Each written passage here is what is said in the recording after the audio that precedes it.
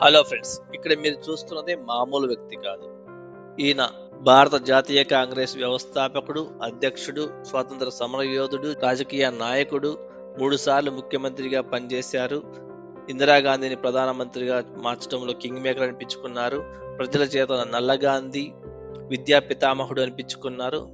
6వ తరగతి మాత్రమే చదివారు. అలాగే ఆజన్మ బ్రహ్మచారిగా ఉన్నారు.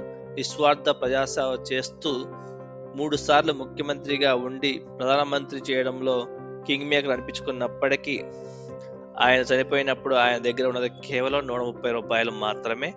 అలాగే కొన్ని పుస్తకాలు, 2 జతల చెప్పులు, 6 జతల వస్త్రాలు మాత్రమే ఉన్నాయి. ఆయన గురించి ఫుల్ డీటెయిల్స్ కావాలంటే ఫుల్ వీడియో చెక్ చేయండి. Thank you. ఆయన పేరే కుమారస్వామి కామరాజన్ ఫ్రమ్ చెన్నై.